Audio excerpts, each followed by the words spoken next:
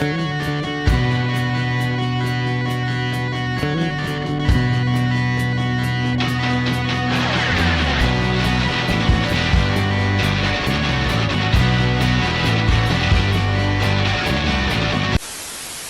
to another episode of The Breakdown. Oh, I have a feeling we've got a conversation in store for you folks today. We are sitting down for a conversation that is in no small part triggered by Danielle Smith's new policy announcements, but we're going to go to some of the other areas other than where we've gone so far. Anybody who follows the show knows it's been a bit of a topic lately, but there's some background stuff that we're going to try to talk about as well. And joining us today to help us do that, I mean, you can't look at this guy's resume and not be like, this is the authoritative voice in Canada on LGBTQ2S plus youth. So we're being joined today by Dr. Kristopher Wells, who is an associate professor in the Department of Child and Youth Care, Faculty of Health and Community Services. He holds the Canadian Research Chair, Tier 2, and I'm going to ask him what the other tiers are because I'm super curious. For the public understanding of sexual and gender minority youth, he serves as the founding director for the MacEwan Center for Sexual and Gender Diversity. I could keep going because there's so many qualifications. So I'm going to jump past that and just say thank you so much for joining us today, Dr. Wells. Yeah, my pleasure to be with you. And I think all of that means is I've just been around for a long time. So, born and raised here in Alberta and Edmonton, care about my community, want to help build my community, want to help create safer and more inclusive communities. That's really what it's all about. What's Tier 2? So Tier 2 means, a 5-year research chair. These are all federally appointed. And Tier 1 has a 7-year appointment with a little bit more money to support research. So sort of just depends where you are at the stage of your career as to which tier you might be eligible to hold.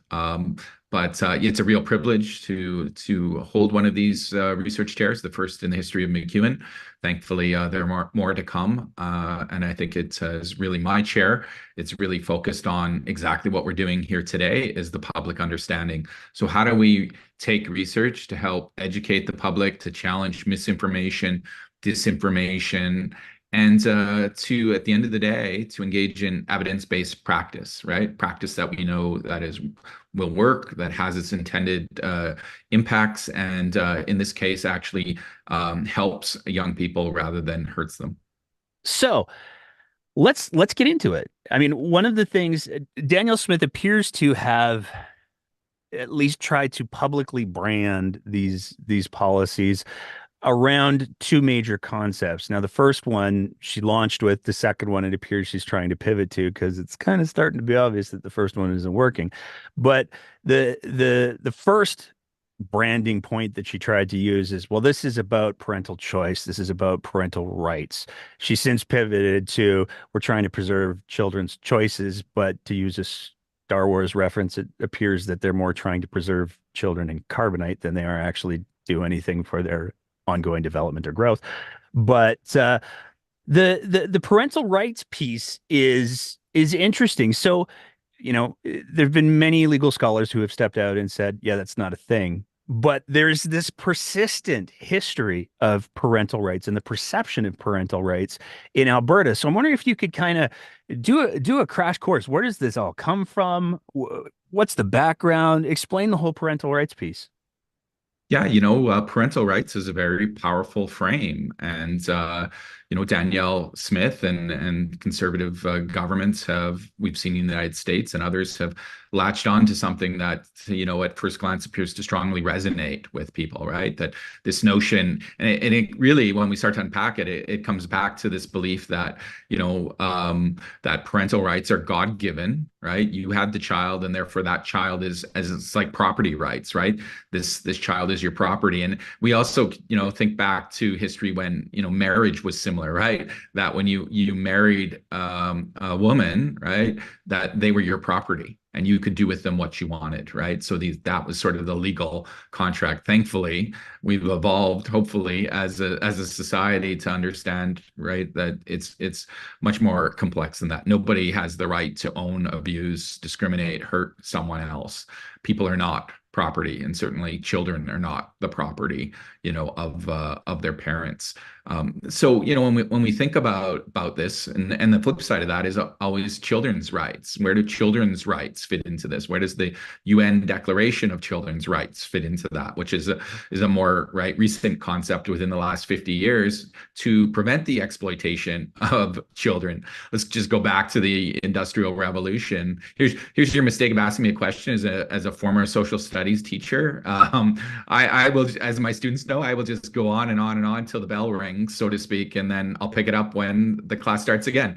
But go back to the Industrial Revolution, right, where you had there was no such thing as adolescence, right? Once you were around the age 10, you were in factories, and often as these children had jobs because they were small and they were nimble, right? Just think of the chimney sweeps from the Dickens novels, and would crawl into factories and into machines and things like that. But we saw that there were these horrific abuses and deaths and injuries because of that. And so this concept of children needing to go to school and be educated, and we have this period of adolescence that develops, right? And with that, we start to see children as having rights that are different than their parents. But let's talk in Alberta's concept. So where we really begin to see this whole parental rights discourse start to evolve, we have to go back to, many people may remember this, 1978, and a person by the name of Anita Bryant, Miss Florida Orange Juice,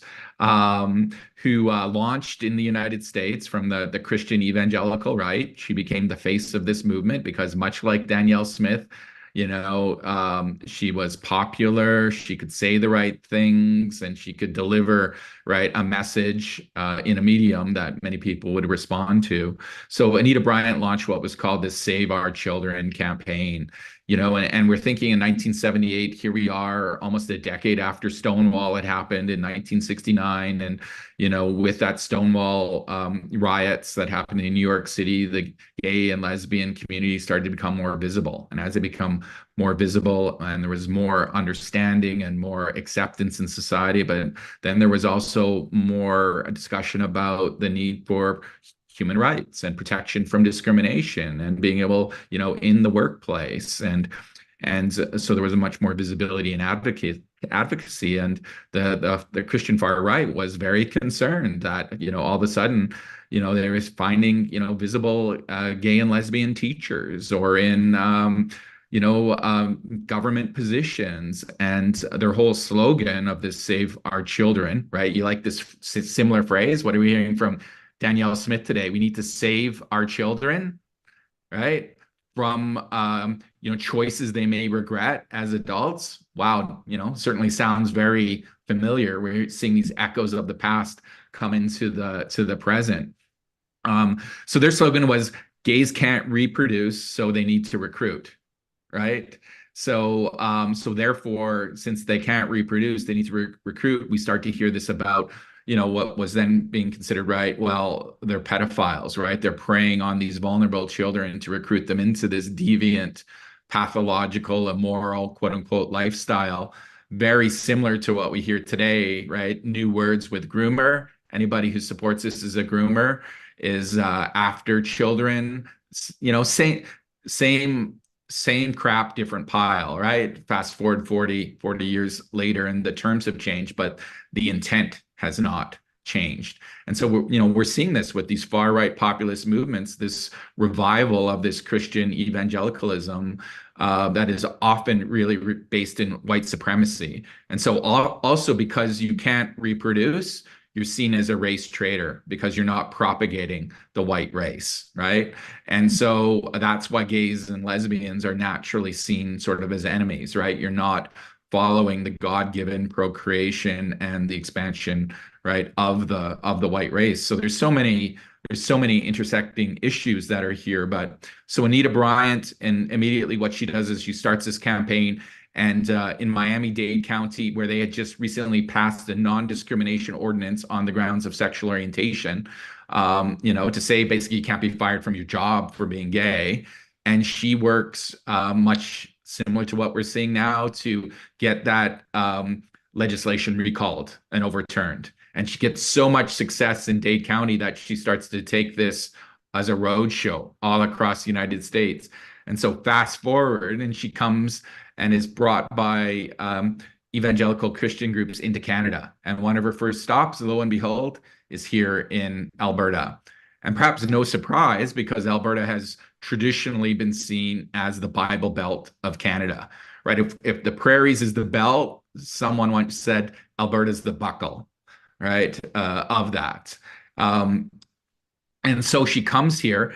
And in fact, becomes one of the very first times in Edmonton or Alberta's history that the LGBT community becomes visible and they fight back and they start to organize. So in 1978, they form what many other groups had done all over in North America is number one, what they often do is they start to boycott Florida orange juice, which is one of her sponsors. So all the gay bars across North America pour orange juice out onto the streets. There's no more screwdrivers, right? Which was popular at the time. Instead, they create the Anita Bryant cocktail, which is vodka and apple juice. And I'm sure it's not meant to taste good because, Anita Bryant wasn't good. But, these were the small ways that communities were fighting back. But they created what they called the coalition to answer Anita Bryant. And think about that. Even today, maybe we need to form the coalition to answer Danielle Smith, which I think we're already seeing happening with, this organic uprising happening from different groups, from all walks of life and all professions across Alberta. But what happens in Edmonton is the labor groups, the unions, the faith groups, women's groups, gay and lesbian groups, they all come together and they protest her when she arrives. In fact, she did a sort of a musical prayer show at I think it was the Coliseum, Northlands Coliseum in 1978. And some of the individuals chained themselves to the stage, right? Direct action protests, yelling, "Anita, you've got me in chains," the whole time while she was sort of singing this conference. And so these groups, they marched down to City Hall. And in many ways, some might think this was Edmonton's first Pride Parade in 1978, because this collective group of individuals from across our community marched in protest against Anita Bryant because they saw, the harm of what she was trying to do. And so from 1978, flash forward to 1991, Delwyn Vriend, a lab instructor at King's College, gets fired from his job because they find out he's gay. And so he tries to go to the Alberta Human Rights Commission to file a complaint against discrimination. And they say, we can't take your complaint because sexual orientation is not included in Alberta's Human Rights Act. So what that means is it's illegal to discriminate against someone who's gay, deny them service in a restaurant, deny them, rent an apartment, fire them from their job without any recourse. So, and it's perhaps no surprising that Delwyn Vriend worked in a school, in a college, right? When we think back to who are they targeting as inappropriate role models, right? It's those who work in schools, because they still operate under this belief that you can't say gay, right? Because it's so dangerous. It's such a contagion or a virus. The mere mention is going to turn kids gay, right? As though it was a choice or a lifestyle, which we know is completely untrue and has long been debunked. So Delwyn then has to turn to the community for support, and the community helps to raise the funds for him to file, a lawsuit. And that lawsuit takes 7 long years.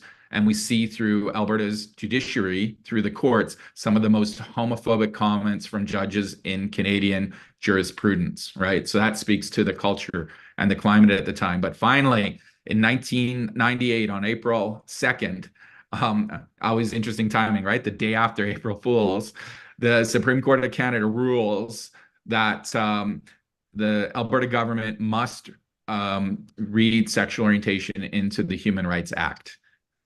And so we start to see big debates happen. Ralph Klein goes out and says and muses about using the notwithstanding clause, right, to exempt Alberta from being the only province or territory in the country to provide basic human rights protections on the grounds of sexual orientation. And Michael Fair had just come in to be the first openly gay elected official in Alberta's history by being elected to city council, and he starts to face death threats, right? That this language, by simply saying they're going to use the notwithstanding clause, causes real world harm to individuals within the LGBT community. And we're actually seeing that happen again today with Premier Smith's policy announcements. But so finally, after sort of the weeks of deliberation, Klein says no, he's not going to use the notwithstanding clause. In fact, he said because of the visceral backlash and the violence and discrimination that was happening, and that he saw from Albertans, that was one of the motivations for him not to use it, because he knew that these protections were important. But something starts to happen, right? The government it doesn't write the words into the Alberta Human Rights Act, but the Supreme Court reads them in. So if you went to the act, you wouldn't even know that it was there.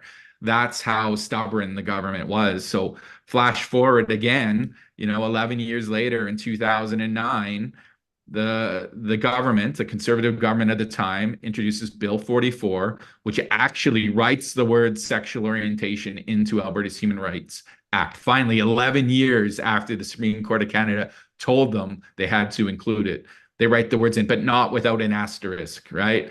Sort of not without a backhanded approach to inclusion. People like Ted Morton from the far right social conservative, they come up with a plan. And what their plan is to create a firewall to prevent schools from being able to talk about sexual orientation. So they introduced the first parental opt-out provisions in Alberta's history. In the school system. And so they say, anytime there's a planned or explicit lesson that deals with sexual orientation, sexuality, or religion, then parents need to be notified and to be able to opt their child out of any classroom discussion. So we can see how this now don't say gay legislation gets embedded in the school system.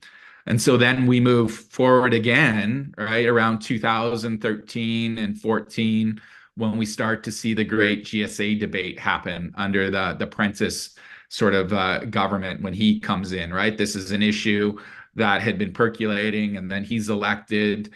And, the issue here is with GSAs, right, that the government wanted to introduce legislation that said students would need parental permission to attend a GSA in a school, right? That's non-curricular, doesn't happen in a classroom, but it's a safe and supportive environment within the schools. And we spent,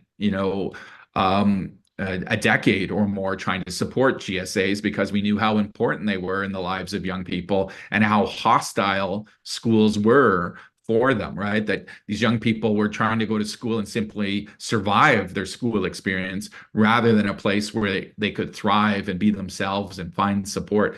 It's pretty hard to focus on your learning when you're just simply focused on, trying to survive each day, right? Your hierarchy of needs takes over, right? It's survival first, and learning comes somewhere down the line.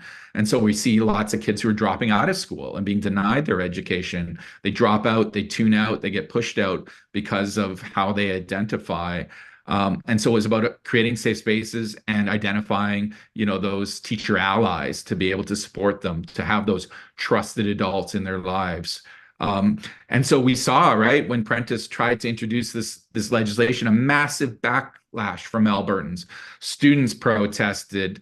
In fact, some would argue it was that issue and the handling of that issue that brought down, right, the conservative government. And they did finally introduce Bill 10, which was a complete reversal that legislated the right for students to have a GSA. But something else, happened that didn't get a lot of attention at the time. But what Prentice did, and I met with Jim Prentice in a hotel room out of the limelights. I met with Gordon Dirks to talk to them about the harm that this was happening. And at that time, I had met with Danielle Smith, previously for many years and introduced her to young people from this community because I knew that they needed to hear from these young people directly about the impact that the policies they were thinking of passing were going to have, right, on their lives. They could ignore me. As we know, they can ignore the research, but it's pretty hard to ignore a young person, when you have to look them in the eyes and tell them you're going to discriminate against them and you're going to hurt them, right? That's a different, reality. And so those are the faces and the experiences we wanted them to remember. But what Bill 10 did is it actually removed the parental right to opt out of discussions based on sexual orientation. So it only left in human sexuality, which is sexual health, education, and religion. Because Prentice, the government knew it was patently discriminatory. And also, so now fast forward, not only is Danielle Smith re-adding that back in, she's adding gender identity, gender expression at the same time, right, with it. So you can see the problems now. Not only is it not an opt-out, it's an opt-in every time, which totally changes the focus and makes it much harder, much more complex, and adds a lot of more red tape to the point that it's going to be so difficult that it sends again a chill over these issues again, that somehow talking about, right, gay, lesbian, bi, and trans issues is so dangerous that we have to protect children from it, right? So you can see, the chilling effect that this will have over the entire educational system. Never mind, the other pieces that she's at about approving materials now for sexual health and approving guest speakers and all of those kinds of things. So, right, it's really changing the entire focus of our educational system. So, all of that to say, long story short, is Alberta has had a strong, connection to parental rights, and they've always been framed, enemy number one has always been the gay, lesbian, bi, and trans community. And so the question even today is, whose parental rights are we actually talking about? Because what gets lost in Smith's policies is, what about the parental rights of those parents who love and accept their LGBT children and want to do whatever it takes to keep them healthy and alive? What about their rights? And we've already heard from parents who are saying, if these policies pass, we're taking our family and we're moving out of Alberta, because we will do anything to protect our young people and to get them into environments where they can be, where they can thrive and they can be themselves and they can find a community that will love and accept them. And me as somebody born and raised in Alberta, that breaks my heart because I love and I care about this province deeply.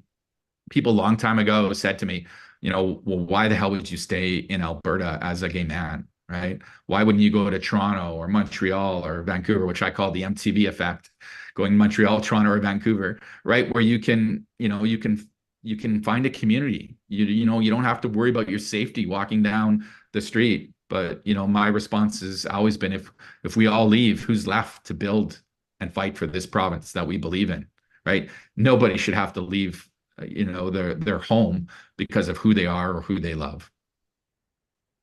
I mean, there's so much to unpack in everything that you just said there, sir. I started with a blank piece of paper and two notes at the top, and I filled the whole thing up as you were going. So, I let's.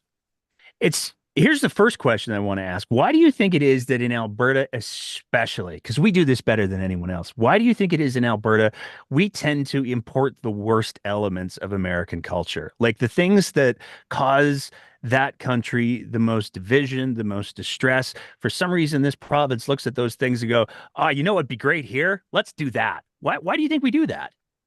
Well, we have these dominant stereotypes that have been, part of our political and culture for a long time, of, right, the three archetypes, the roughneck, the cowboy, and the oil executive, right? Then, and that's how we see ourselves as Albertans. It's often been said, right, politically and culturally, Alberta doesn't look east or west, it looks south, right? It looks directly to Texas, and Texas has often been described, or Alberta has often been described as Texas of the North, right? You can get a flight almost daily to Houston, and it's sort of that, that frontier, that sort of rugged masculinity that gets associated with these dominant stereotypes of Alberta. But the moment you actually scratch the surface and look at the reality of Alberta, we are a young province. We are actually a progressive province, and we are an extremely and growing diverse province. So even the facts of who is an Albertan today do not match onto these long-held stereotypes. So even with Danielle Smith and what she's trying to do is exactly look to what's happening in the southern United States, and in many ways she's trying to turn Alberta into Alabama, right? And when we look into those provinces, the first and most convenient target is the LGBTQ plus community, right? And it's a tactic of distraction, right? Attack and pick on the least understood, the most vulnerable, to keep people from focusing in on what are the real most pressing issues, like here in Alberta, healthcare, right? Who wants to go to an emergency room and wait 16 hours to be able to get treated? When we have doctors and nurses leaving this province, or being able to, afford your rent, or put a meal on the table, or deal with, the fact that we're dealing with unprecedented climate change and forest fires and smoke and pollution that makes it almost impossible for some days for us to even go outside. Never mind, what we're dealing with in our winters, where, one day it's -50 and the next day, right, it's +10. There are more pressing issues that we want the government to be focusing in on. And so, right, this is part of that wake up call for people. Hold your government accountable to the issues that matter the most. Don't fall for these tactics of shock and distraction. I mean, you talk about the healthcare piece, and there's no question. We saw a story that came out last week that talked about the fact that Calgary's down 20,000 health and social workers, which is like a town of people that's just left because things are going so great. But one of the things that Danielle Smith dressed up these policies in, the silver lining that she tried to paint around it was, but you know what we're gonna do? We're gonna attract a doctor, a highly specialized doctor. We're gonna attract them to Alberta, and that doctor is gonna be totally okay with us being entirely prescriptive over how they can practice, because doctors love that. And they're also going to be people who are able to divorce themselves of the moral implications of only beginning the care for transgender people after the age when the puberty's done and all of that. I mean, the whole argument, to my understanding, for puberty blockers is it presses pause so that there's less radical surgeries that are required down the road. And there's a lot of evidence to say that a lot of trans youth are able to recognize, oh, hey, I'm different. Um, eh, how do you think that's going to go? Well, so much to unpack in all that, right? We know Danielle Smith is a masterful communicator and a masterful manipulator, right? And she can all make it sound right, great, and she can put this so-called sort of poison pill in there to say, oh, I'm going to create all this, healthcare and this aftercare, and we're going to bring in the specialists. But you know what? People have been asking for improved access to healthcare, particularly for the trans and even the larger LGBT community, for decades and decades, for more funding. In fact, we've had medical specialists in this province who've wanted to set up shop and have got no support, and they've left. They've gone to Toronto, they've gone to Montreal, where they don't have to fight through the politics. They can just get the resources to do the job that they need to do and want to do. So it is so completely disingenuous for Danielle Smith now to say she's going to be providing all of these supports when, the community has been asking for these for years and years, as I have physicians and specialists who wanted to stay here in Alberta, but it was made practically impossible for them. In fact, they were forced out because there was such lack of support. So in many ways, this is just a red herring kind of argument. Look at the good we're trying to do. We've listened to the community of what their needs are. But the last thing you want Danielle to have happen is for Danielle Smith to tell you how you should be transitioning, to create this factory model. I can just imagine, right? It's like a Frankenstein kind of approach that will happen. Because the reality is no two people transition the same way, right? It's very individual. And it doesn't happen overnight. And in fact, it's an incredibly lengthy, complex, time-consuming process because of all of the red tape and specialists who are involved. In fact, that's always been a problem, right? Is the fact that there is not enough access. There are not enough supports. In fact, some people have left the province to be able to gain access to healthcare. Those who could, as adults, afford to pay for it themselves have gone to other countries to be able to you know be able to live as their true selves. That's how, right, how significant and serious it is that people would spend tens, if not hundreds of thousands of dollars because they couldn't wait for the Alberta government to open up, all right, the supports that are necessary. Well, it's to me, it's almost as if, this is a province where people who work at abortion clinics continue to be targeted and harassed. And when you take a look at the extreme level of rhetoric that's being leveled towards anybody who dares to speak in any way in any kind of allyship, let alone people who are actually, directly impacted by all of these policies. Um, you have to wonder what physician's going to go, okay, so you're going to tell me exactly what I can't do, and I can't do my job based on medical evidence because I can't treat kids under the age of X for whatever the things are. Um, oh, and I get to be a target of public harassment. I would love to do that job. Well, and it's even going to have implications far wider than that. In fact, right, what these policies say to whether it's corporations or businesses is Alberta is not good for business because you look at groups like Amazon or tech companies and they hire for diversity, right? They want people who have different lived experience, who think differently, because that's what leads to innovation. That's what leads to breakthroughs. That's what leads to, creativity. So the moment you start to pass these very restrictive policies, it's going to cause businesses and corporations to think twice. Do we really want to set up shop in Alberta? Because what happens is we're having a hard enough time recruiting these folks and these specialist positions or in the tech sector. And never mind about retaining them now, right? Think about all of these, people with this expertise and their families that are now thinking about leaving this province and leaving their jobs because, of this culture and this environment that these policies have created, right? That's many people are saying that's not the Alberta I want to live in. And Yeah. people, those who have a choice can get out or choose not to come. But you worry about those people that don't have that same privilege and that same opportunity, again, to get up and leave. And, that would be the last thing that we should be thinking about, right? Is forcing somebody to want to leave, the place that they love. It's been stunning since we started having these conversations on the show since Danielle Smith, even when she announced it on her radio show. The the number of people who have said, I'm leaving. I'm leaving because, some people have said I have to make sure that my kid gets the care that they need.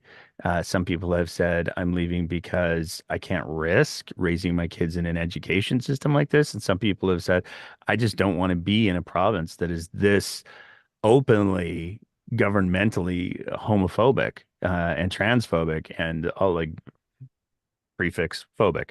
Um, but I want to talk a little bit about Danielle Smith because you mentioned in your opening presentation that that Danielle Smith, you had met with her in her previous iteration, and I'm curious if you'd be willing, if you could talk a little bit about what did you see from Danielle Smith in the 2012-ish era or when you started interacting with her? And how much of a disconnect do you perceive between who Danielle Smith has presented herself to be and the Danielle Smith that stood in front of the painting and with Anya playing in the background and a very soft voice said, "We're coming." How do you, is it the same thing? Is it different? What's your take? I think there's a massive disconnect. The Danielle Smith that I knew right? Even as never mind 2012, but as a talk show host, her show I was on several times is not the Danielle Smith who appears before us today. In fact, that was a Danielle Smith who wanted to meet with these young people, wanted to hear firsthand about their experiences, and I believe she was visibly moved and changed. We've heard her say so on the public record, stand up in the Alberta legislature in support of protecting these LGBTQ young people. So what has changed? With that, and even as she became elected as premier, she created opportunity for me to meet her chief of staff and her new, they like to talk about this new LGBTQ coordinator position that they are the first government in Alberta's history to create, met with them and was reassured that Danielle Smith had no interest in introducing any of these policies because we were aware of what was happening in the United States, right? We're aware that Alberta looks south. It doesn't look at what's happening east or west. And so there was a lot of uncertainty about what Danielle Smith's new government would mean. I think that's why you're seeing such a visceral backlash to this announcement because she lied to all of us, to our faces. The government lied to us. It was so disingenuous because we were told that, I have a non-binary family member, right? And even her messaging was, okay, well, let's just wait a little bit. Let's slow this down. Let's be respectful here. Our Albertan wants to include everyone. And so you really begin to start to understand that Danielle Smith is, in fact, might be best called a puppet premier because she's no longer the one, calling the shots. It is the David Parker cult that is pulling the string. So here we have a far right extremist faction that is in some ways hijacked the UCP party and is dictating now to the premier what she will do upon or what she won't do upon pain of their attack, right? And they are brazen in their threats. And of course, they're not just stopping with these announcements. We know already, well documented, that they're coming after the school boards, right? And they plan to use the same strategy to get candidates and to get the votes, to stack the deck, to take school boards over. And it's no surprise. This is a play right out of the far right. Again, I remember one Christian evangelical white supremacist who said in the United States, was asked the question, if you could be the president of the United States or something else, what would you choose? And he said, oh, no, I would not want to be the president of the United States. I would rather have control of every school board in the United States. That is where the real power lies because schools are at the heart of our communities. Right. And if you want to control the future, the first thing you go and do is control what's taught or talked about in schools. Right. This is a page right out of any fascist government. Look at what's happening in Russia, right, where they have the anti-gay propaganda laws. You can't even say the words gay, lesbian, bisexual, or trans, or you'd be immediately arrested and put into jail. So they go to control curriculum. Then they go to control the textbooks and the public libraries. And this is about, right, controlling and producing a very certain kind of subjectivity or citizen, right? And you conveniently use the most vulnerable as your scapegoats. So yeah, none of this is a real surprise. What is a surprise is how Danielle Smith has changed. Where is the real Danielle Smith in all of this? I mean, it's fascinating when you were speaking at the beginning and you were talking about the history of white supremacy and extreme right religious views. I was immediately thinking, it's funny because David Parker describes himself as having a messianic complex, and he's tweeted on multiple occasions how proud he is of being white. And I think that if you're saying that that's like there's another way to say that. I think it might be white pride. I'm not sure. But I feel like that might be another, you're just changing a couple of the factors.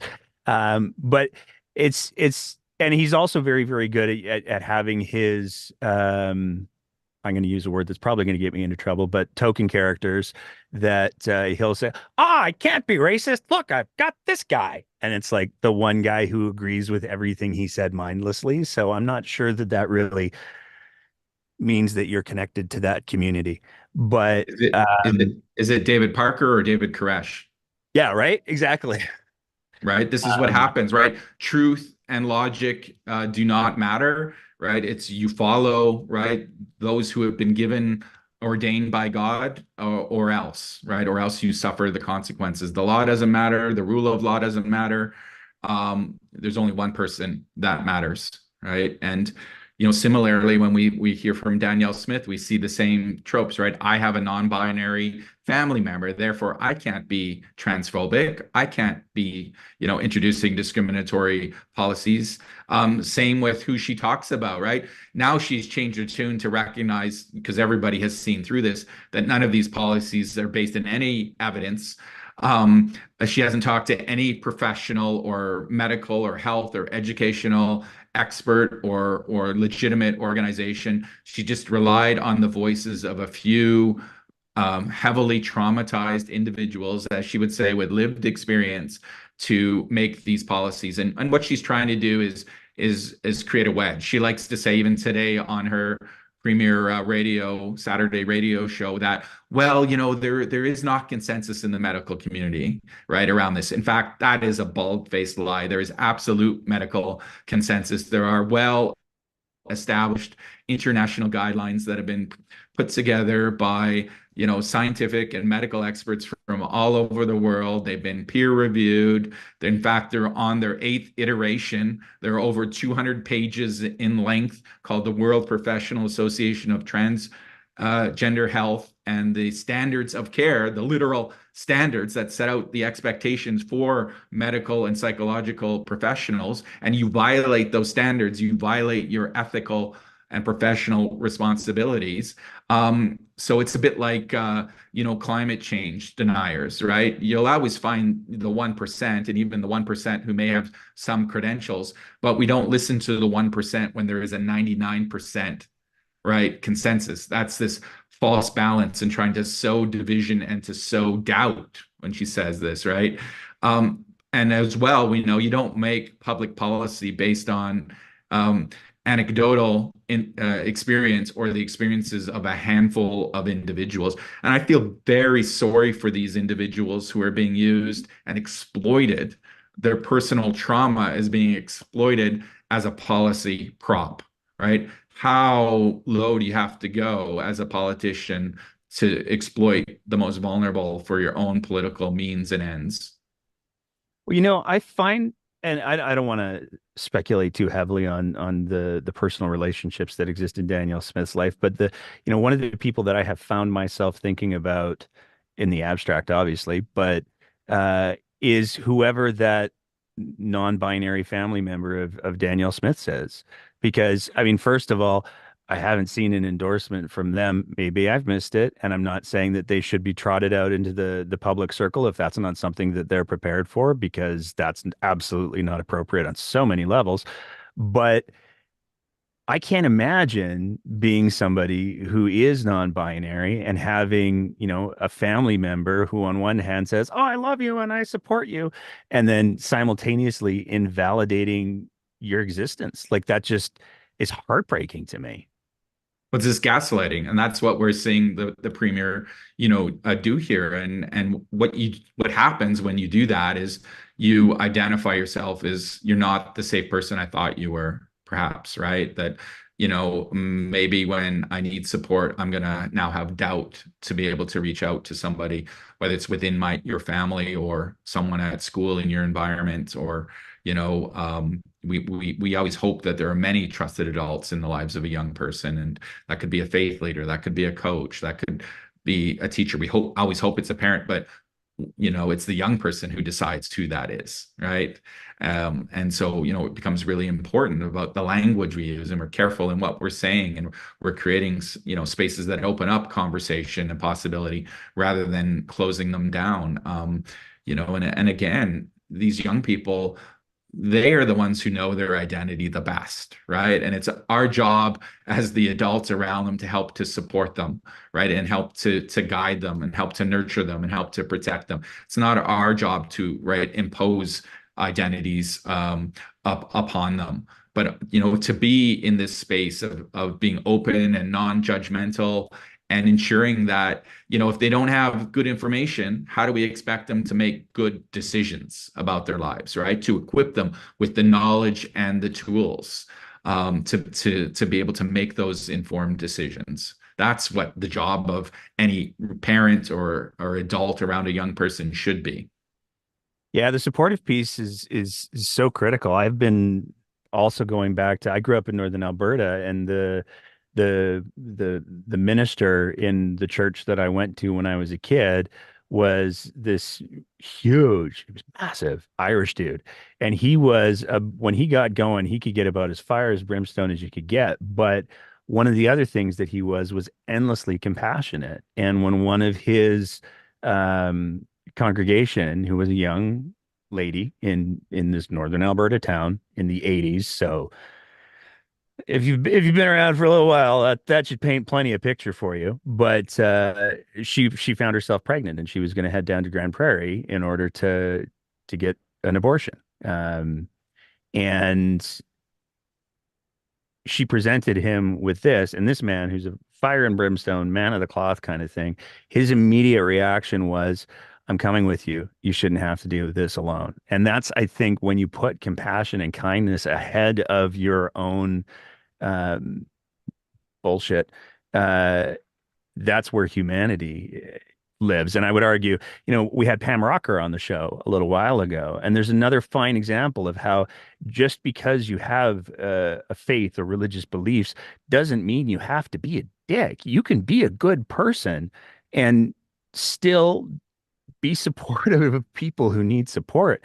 Um, I'm curious, you know, given everything that you've said about your previous relationship and your previous interactions with Danielle Smith, you've been on her show, you've had policy discussions with her, even very, very recently. How much of this do you think is Danielle Smith was putting on a performance for the last 20 years? And how much of this do you think is somebody's got a metaphorical political gun to her head, and she simply lacks the strength of character to say, yeah, you can pull that trigger, but I'm not letting you. If you want to come for the kids, you've got to go through me. I'm not going to be a tool to allow you to do that. Where's the balance there, do you think?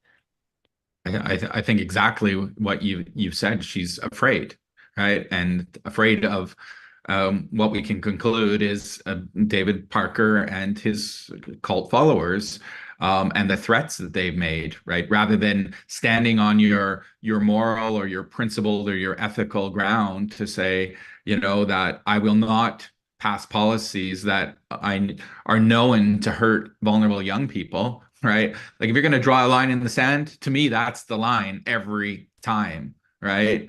That you draw, right? Is support and protect the most vulnerable. There's so many other important things that she could be focusing time and energy on. And regardless of what happens, we know that these protests are going to continue. We know that this is going to be met within legal challenges, and things are going to be like Vrained, could be tied up in the courts for years and years, and it's going to cost taxpayers tens of millions of dollars to defend these discriminatory policies that could be better used, right, in other parts of our society. Never mind the emotional toll that this will take on the LGBTQ and allied community to defend their basic human rights, to defend the basic right to exist, to defend your belief in this province as a place where you want to live and raise a family and contribute. So what I think is really missing in all of this discussion from our premier and others is coming back to empathy, right? Being able to, and not this fake empathy that I know best what you need and that you're not competent. This crisis of compassion that she's carried, right? She's painting herself in this almost Mother Teresa like kind of way. right? That you're too young to know really who you are. Um, Mother Teresa also had a very famous phrase, and I would say this to the same phrase to Danielle Smith. Mother Teresa said, "If you judge people, you have no time to love them." And that's what we really need to get back to here, right? Is love, empathy, and the celebration of diversity and difference as Alberta's greatest strength. Our strength as a province is not in our economy, it's not in our resources, it's in our people, right? And our the diversity of our people that makes Alberta such a great place to be, right? Like I truly fundamentally believe Alberta is the best place to be in the world. And that's why we're not going to leave it, but we're going to stay here and fight like hell to keep it.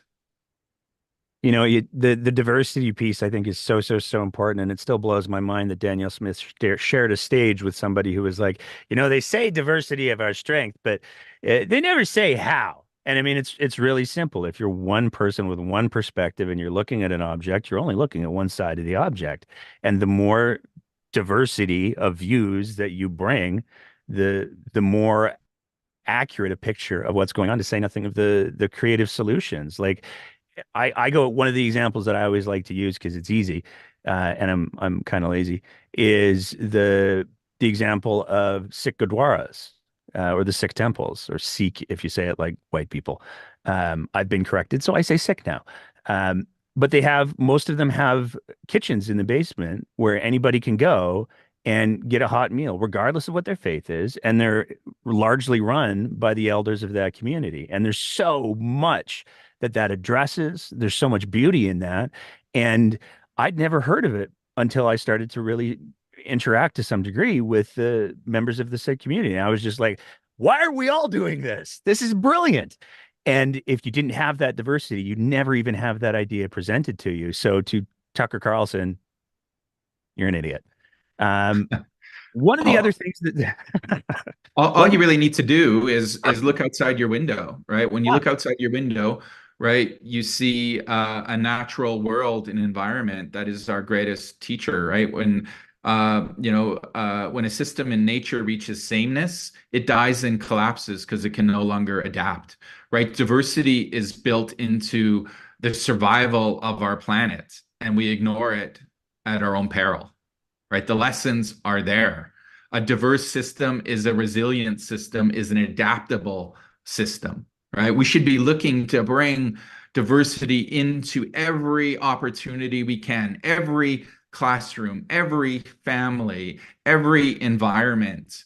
Because fundamentally, as a young person, when you have that early experience with difference and diversity, you learn not to be afraid of it.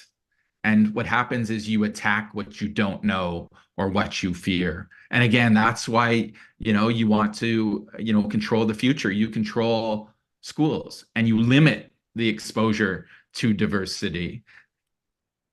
I'm curious. I know, and I'm gonna ask you a question in a sec because I know you had a meeting with Tanya Furr, but one of the things that's been really striking throughout this whole process is not just the silence since the video, the infomercial. I like to call it a timeshare commercial because it had that vibe.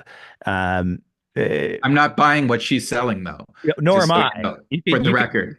you can offer up the free weekend in the small black and white TV, but I'm still not buying. I Um, don't want that condo on the Lake of Fire. As much as she's trying to make it appealing, that's not the oh, kind of timeshare I want. I'm using that going forward.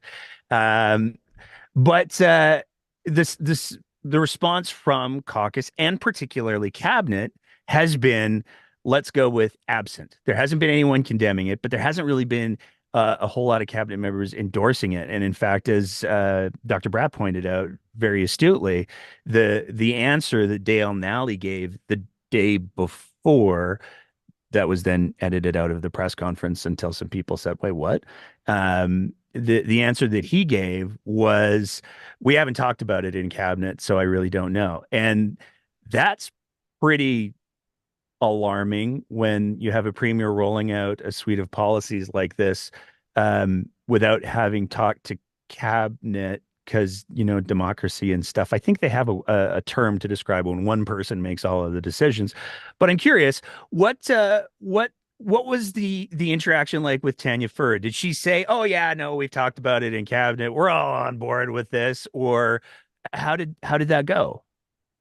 Yeah, well, besides them trying to stack the consultation with, individuals from Calgary and the Edmonton consultation, and the exact people who the premier said that she had talked with, I'm always, well, if they were already consulted, why are they at another consultation with other members? And they're there exactly to try to undercut what the LGBTQ plus community and experts are actually sharing, right? They did their best attempt to do that. It didn't work because we knew what was actually happening there, and again how they were being used as political props, and to say, oh well, we even in the consultations the community was divided. You're going to hear that again and again and again, which is again a false lie, and it became very clear that the minister, same as Dale McNally, had not been consulted. In fact, I asked her, directly. She said, as the minister who has the LGBTQ portfolio for this government,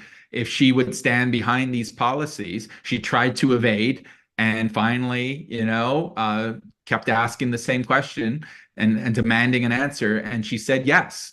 And then, I asked her directly, well, then would she resign knowing that the harm that these policies would inflict?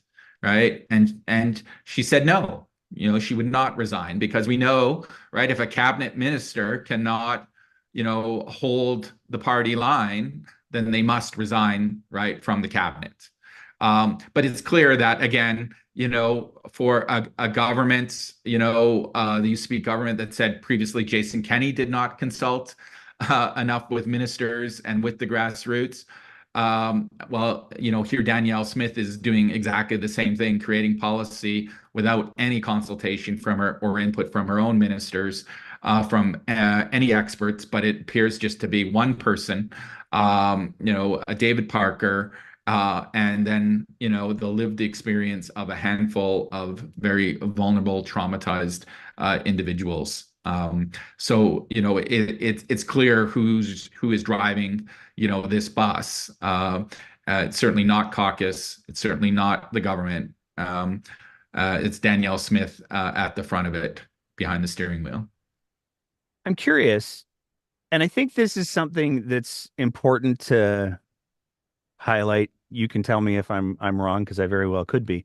But it seems to me that if you're going to consult with individuals, one of the things that's important, especially when you're talking about issues as complex and nuanced as this issue, it would seem to me that one of the things that would be important to do is to make sure that you're talking to people who are not coming from a place of profound trauma-informed bias.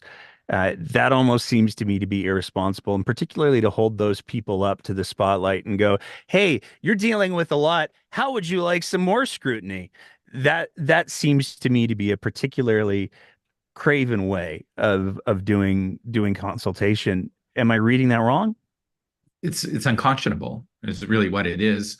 When you're re-victimizing the victimized, in a very real kind of sense. And what is the saddest about this is oftentimes, we're seeing people being propped up, as evidence of this policy, who are still struggling and dealing with their own internalized homophobia and transphobia, and lashing out at others. Look, it took me a long time personally to understand, trans issues. When I came out, in the 90s, I wanted to be a straight gay, right? Because, if I was going to be Alberta, I had to be, I might be gay, but I had to be hyper masculine. I didn't want anything to do with effeminacy or trans issues. That was like, that was beyond my world. That was offensive to me.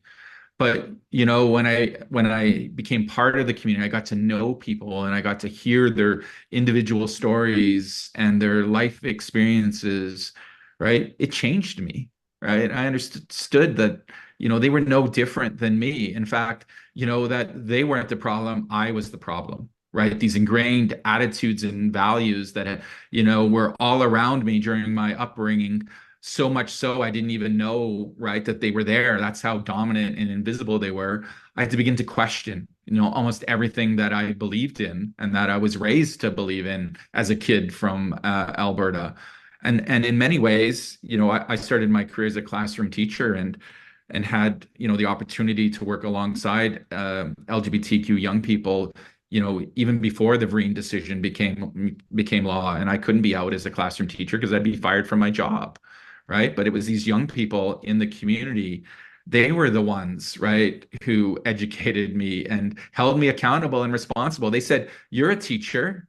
You do something to make schools better for us." And that's actually what led me back to university, is I needed a lens and a language to understand what was going on in schools and in our society, to help to be able to name the conditions of oppression if I had any hope of changing them, of creating, a safer community and environment. And so to this day, I even call myself an accidental professor because I never had any intention to be a professor. I barely graduated high school. But I had a passion and I had these kids holding me responsible and accountable. Every week I went back, they'd say, "What did you do this week to make things better for us?" Right? That's the accountability of your stakeholders that you need to answer to. And it was listening to them and their experiences that led us to drive, change through research and through policy. And, I always sort of said to them, one of you is worth 10 of me. If you're organized and articulate, you have power, you have strength, because, all of us, we grew up thinking, right, we were disposable, right, in this province. And that's what angers me so much with Danielle Smith's announcement. Here we go again, and we know without a doubt that those policies will lead to young people taking their own lives, right? I've worked with many of these young people, and in fact, the greatest frustration and what I carry with me are the faces of those we couldn't help and we couldn't save, right? And I still carry in my office photographs of those kids that we've lost to remind me about what's at stake here, right? And when I'm about to go into a difficult meeting or have a hard conversation, right, I look into those faces and I'm reminded, that it's just never me. It's just never any of us. We're doing it for the thousands of people behind us, those we've lost, those who are still fighting to be here, and those we're trying to make a better future for. That's what's at stake here, right? And that's why, we're angry, but we don't use that anger, right, to debilitate us. We use it to fuel us, right? To turn that anger into, a passion, right? To fuel that rage into something, productive, right? Because at the end of the day, right, we're going to get the communities that we're willing to build. And that means each and every one of us need to stand up, speak out, and become active, even if it's just in your own circle around your dinner table, right? It's our responsibility to educate ourselves. It's no one else's responsibility. Pick up that book, turn on Netflix, watch Queer Eye for the Straight Guy. I can guarantee you will find something in there, because every time, even now, I watch that show, I end up crying by the end of it. I'm like, oh, damn it, they got me again, right? Because you see the humanity, you see the empathy, you see that there's nothing to be afraid of here, right? Your fear is within, and it's this government that is preying on that fear and sowing that fear and this division, right? We can take that power back. And we take that power back. And as we started this conversation by looking back to history, it's history that taught us, right? Some of the greatest single act any of us can do in the LGBTQ community is to come out, is to be visible, right? When it's safe to do so, because then you're no longer a stereotype. You're a real person. You're a family member. You're a loved one. You're a colleague, right? You're a caucus member. That's where real change will come, right? We need to talk about why this is wrong, why this isn't acceptable, and why this is not part of the Alberta that we believe in. I want to extend what you just said there, if I can. Um, to things that allies can do as well. Because I mean, you want to talk about cliches and stereotypes. I'm a middle-aged, cis, straight, white guy who likes punk rock and has tattoos.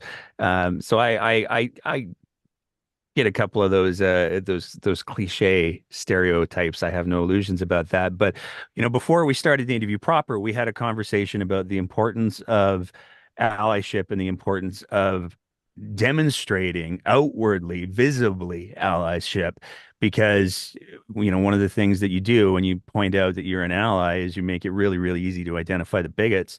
So what would you say to all of the allies who aren't members of the LGBTQ2S plus community, who are like, oh, fuck, what do I do now?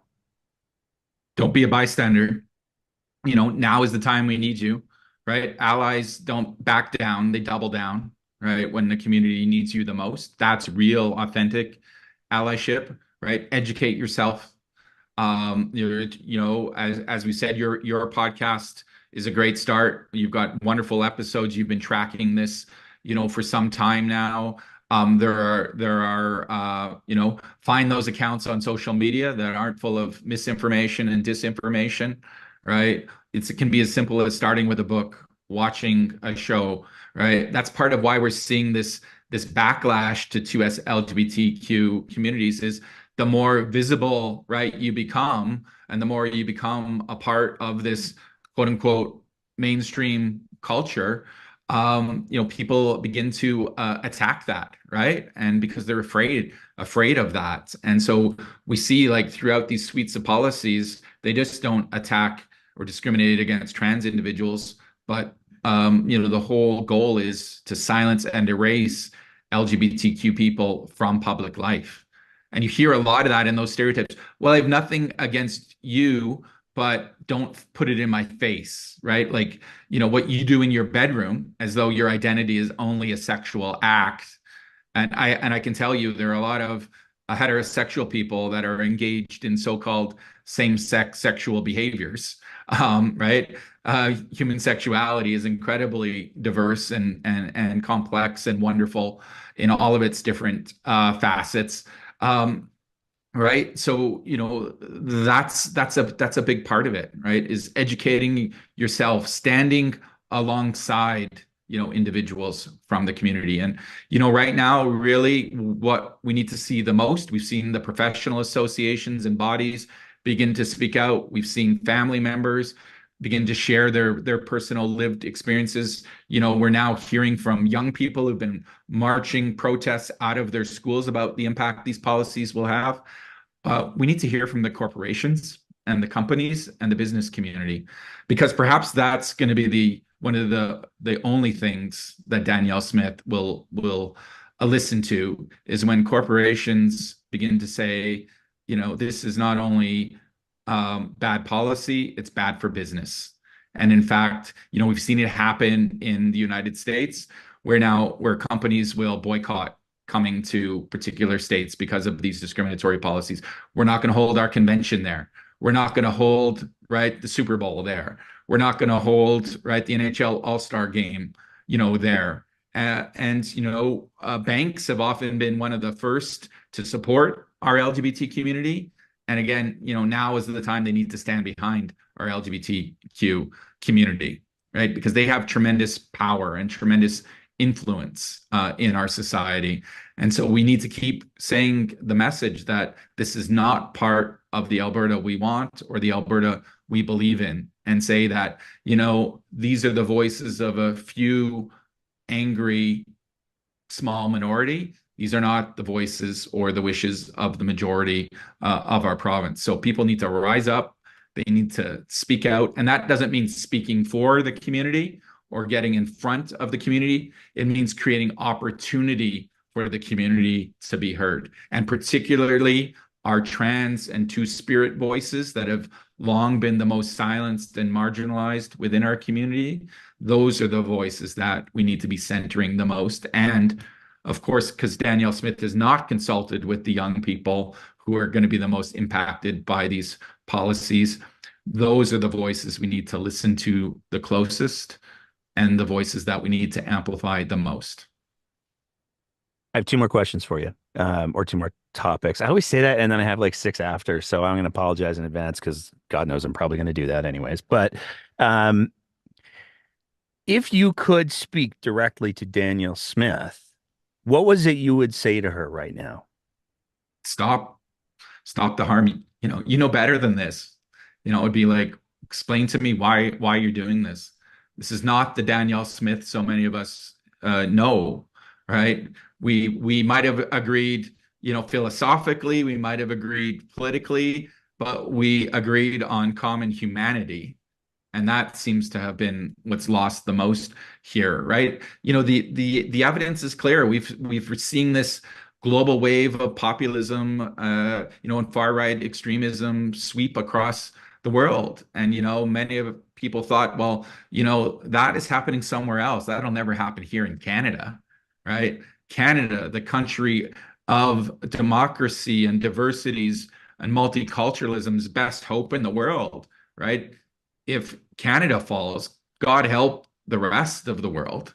And here we're seeing it in Alberta. And that's why I think, quite remarkably, you saw the Yukon government call out Alberta, right? Little old Yukon, right? Doesn't surprise me because you know what? Yukon has had a long history of this quote unquote rugged individualism from the time of the gold rush, right? People who didn't fit in to society, they came north, right? To find a new future, right? And it was, wasn't a battle against each other. It was a battle against the land and these harsh conditions and the environment. And you valued somebody by what they could contribute, not by what, who you perceive them to be, right? And so Yukoners have always had this really unique, interesting culture and this acceptance of diversity and difference. And so there's something that we can learn there as well, particularly with Alberta that was on the path of the gold rush all those years ago. But we need more governments across Canada, right? We're sort of seeing the fact that conservative governments in Canada are no longer conservative, right? They're only conservative in name. They're really far right populist governments in conservative clothing now, right? We've lost the great sort of conservative governments. I even think back to the time of Ralph Klein and where ministers had real power, right, and authority. And I remember when Dave Hancock was the Minister of Children's Services, right? And who did become the premier of Alberta for a short time and has since retired and become a judge, I think a family court judge. He used to give out these pins that to everybody who worked in his ministry of children's services, and they said children first. And it was a reminder that every policy decision that is made by this government needs to put children first. And that was the conservative legacy, right? Where is that today? Because Danielle Smith seems to be putting children last, not first. What would you say to the people who are, I mean, Danielle Smith has put the goalposts way, like it's not even on the same field anymore. It's like four or five fields down. Because these policies are allegedly not going to be introduced until the fall session, which means we're looking at the end of October at the earliest, most likely in November. That's a long time to sustain protest. And I mean, we are heading into Pride season in a lot of ways, and I can only imagine the applications are going to look very different this year. But what would you say to people who are like, "Oh, that's a long time. What would you say to them to help them sustain what needs to be sustained in order for the opportunity to maybe get Smith to blink?" Well, I can tell you and assure you, not one UCP member will be welcome at any Pride celebration across this province. You can't attack the community and then say you support the community and show up at Pride, right? And over the years, there've been a lot of debates within our community about having conservative politicians there, and our many members in our community have given them the benefit of the doubt, right? To show up, and we need to keep these relationships open, myself included, right? That we need to try to help educate, right? But Danielle Smith has burned the bridge beyond repair in that sense, right? Not until these policies are rescinded and not until the harm that has been caused is healed, right? And that it will take significant work. So you're right. We have Pride season coming up in March, not in a month's time from now. We have a whole slew of university Pride celebrations coming. And then in June, we have Pride Month. It's actually the summer of Pride in Edmonton. We'll have all kinds of events. And those are important because those are the spaces that will nourish us, right? And those are some of the spaces where we need our allies to show up and support us, right? Together to show that we're not going away. We're not going to be rendered silent and invisible. You can pass all of the policies that you want, and you will be met with a fight at each and every turn, because this isn't just a fight about policies. This is very much a fight about, our lives and a fight for our right to exist. So we're going nowhere. And in fact, all this does is it buys time to mobilize. It buys time to strategize. It buys time to grow the chorus, right? Sometimes we say, well, we're just preaching to the chorus, the same people all of the time, right? And that's important because we have to solidify, we have to strengthen those voices. But now more than ever, we have to add to the chorus. We have to add new voices, right? And make the chorus sing louder because, right, this is a song of freedom. This is a song of justice. This is a song of liberation. This is a song about the future that we believe in. I have one more thing I want to say, and then I'm going to let you say open mic, whatever you want. Um, I got to say, I had never up until today heard the term straight gay before. You like, I'm sure the expression on my face when you said that was something because I was like, wait, what? But from a greater point, I think it really does underscore that, toxic masculinity is bullshit. And it doesn't matter if you're straight or gay or trans or whatever, toxic masculinity is still toxic. So, The old saying goes that the more insecure you are in your masculinity, the more you have to defend it, right? there you go. Right. So, if you're comfortable with who you are and somebody, another man says, hey, you're looking good. You're an attractive guy. You're just like, oh, hey, thanks. I guess I did something right today, instead of, right, calling them a fag or punching them in the face. Right. So it's this really, right. It's this really interesting, paradox in many kind of ways. Like, yeah, if you're secure and you're comfortable, then yeah, it doesn't matter. Just accept the compliment, right? And move on. It's those who are not secure that where we actually see, right, what's classically been called the gay panic, right, and the gay panic defense. And we see this, this is the issue here, right? When we look at hate crimes that are happening across this country being, rising, we see the three most targeted groups for hate crimes are the Black community. So you see the effects of racism, the Jewish community, the effects of anti-Semitism, and then the LGBTQ community, the effects of homophobia, biphobia, and transphobia. But of all the hate crimes committed, right, in Canada, the ones targeting the LGBT community are the most violent in nature, right? It's not one stab wound, it's 40 stab wounds because, it's just not about, right, attacking this individual. It's about destroying their existence, right? They're not even seen as human beings. They're seen as objects. And that is what's so dangerous about Danielle Smith's policies and this rhetoric we're seeing.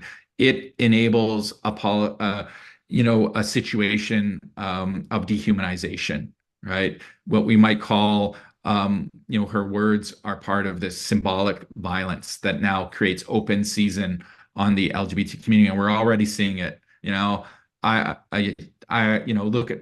to just look at my own email, right? I have to look at the calls of people who are phoning my university to have me fired from my job, right? I don't even answer my phone. I'd never do an interview in my own home, right? Once upon a time, a police officer told me that I should get a concealed carry permit, right? Because of the level of threats that you face when you speak out. And that's fine, right? I have tremendous privilege as a white, cisgender male. Parts of my identity privilege me, parts of my identity subjugate me, right? As a gay male. So I can walk through the world quite differently than most people. But with that privilege comes responsibility at the same time, which is I'm an academic. I have academic freedom, thankfully, because I can't get fired from my job. But the moment other people speak out, and I know this of my colleagues in other professions who are speaking out right now, people are doxing them at work. Right? They are harassing them. They are stalking them. In fact, the police have had to be involved in cases where they're being harassed to such an extent where they're trying to be silenced. You know what? At the end of the day, we know what happened to Harvey Milk, right? One of our great leaders of our community who was killed and assassinated by one of his colleagues, right? Um, and Harvey had the famous phrase that if a bullet should enter my brain, I hope it would shatter every closet door, right, in the world. Because once we all come out, right, and we're all visible, right, no one would ever be able to discriminate against us again. In the same way, right, you can kill me, but you can't kill a movement, right? That's we are just there representing the thousands of people behind us because we have the privilege and oftentimes we have the protection to be able to do so. But it's not at all without consequences. This is why, back to your question for the community, why these spaces of pride become so important, because we've got to take care of ourselves. We've got to nurture ourselves. We've got to protect ourselves, right?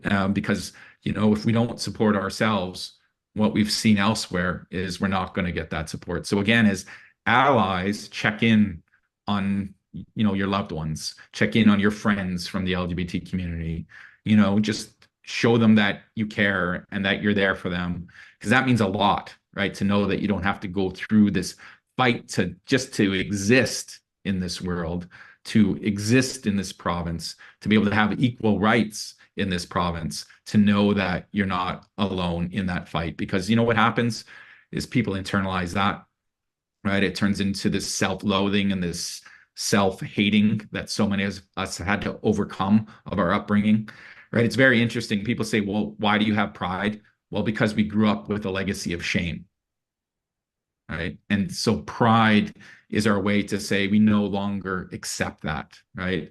We celebrate that we are worthy of love. We are worthy of acceptance. As my friend Pam Rocker would say, right? You are enough.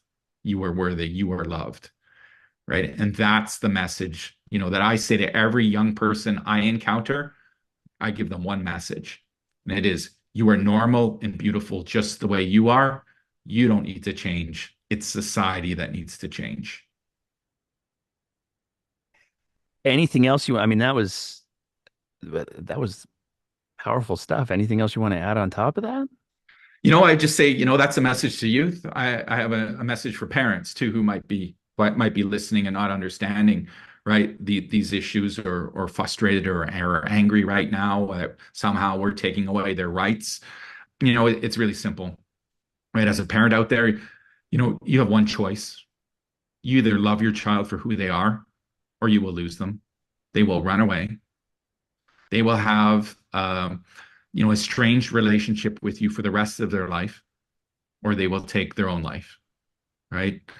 And how you answer that question is up to you as the parent, right? That will dictate, the quality of relationship you will have with your child for the rest of their life, long into adulthood. Because, I know many people have come out and, our greatest fear is the rejection of our family, right? And parental rejection, family rejection is the number one cause of youth homelessness, right? We have a youth homelessness crisis.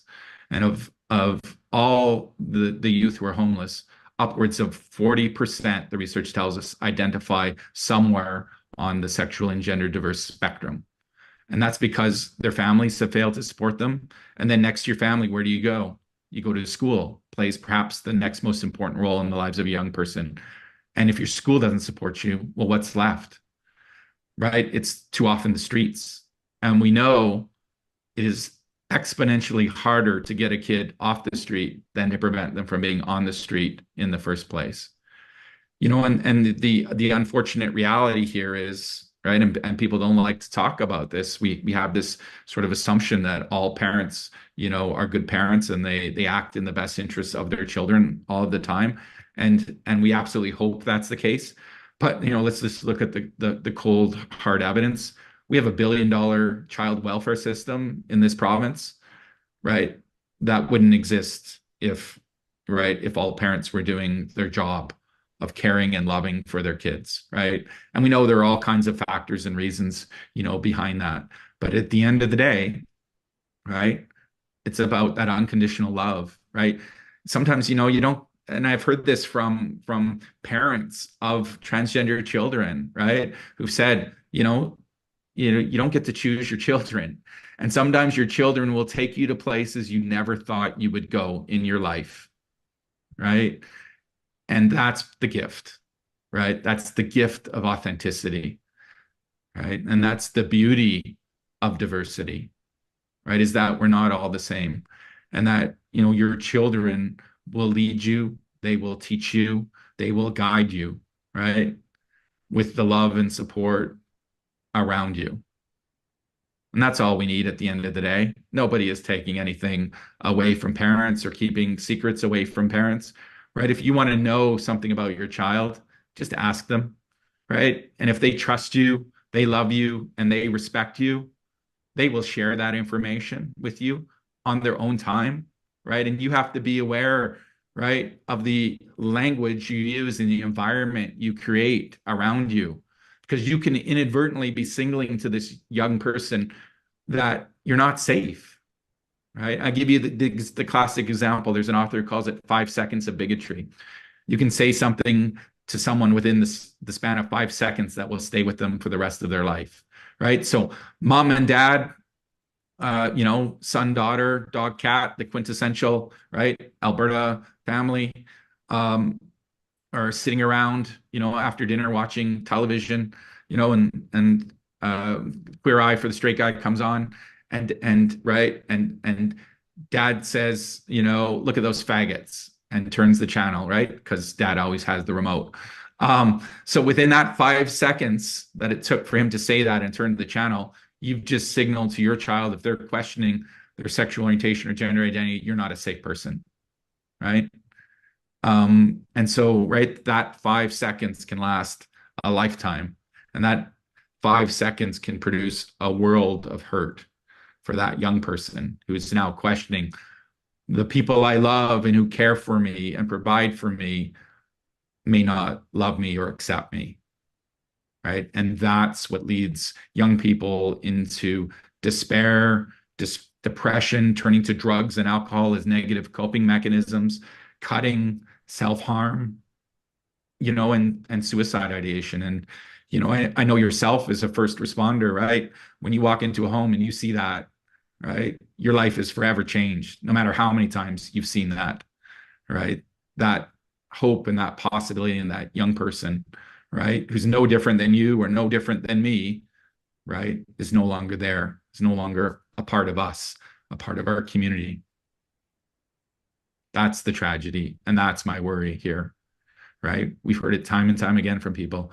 These policies will not improve lives, they will cost lives. And when I met with Minister Furr and I asked her, and she was uncomfortable and she was angry, if she said, I said, not, I'm asking you not as a minister, but as a human being, if you are prepared to stand behind these policies, knowing that a young person will take their life because of these policies, are you prepared to have that blood on your hands? Right? Because that's not something you can ever erase or something you can ever forget. You can think about all of the research or all of the, the conversations or the noise around this, but at the end of the day, are you prepared to live with that cost, with that decision? And if I met with Danielle Smith today, it's the exact thing I would ask her, right? Because at the end of the day, there are lines that we have to draw, and lines that we can't be prepared to cross, right? And sometimes, right, we put the politics first instead of the people. Dr. Wells, I want to thank you so much for taking the time to chat with us today. I want to thank you so much for sharing your perspective and your knowledge and your lived experience. And I hope that we're able to follow up on this, because we're absolutely going to be staying on this right up until the legislation either shows up in the legislature or it doesn't. I'll be here. We're not leaving. We're not going to be silent. We're not going away, right? We will resist and we will persist. Awesome. Thank you very much, sir. Thank you. It's great All chatting right. with you. And that's it for another episode of The Breakdown.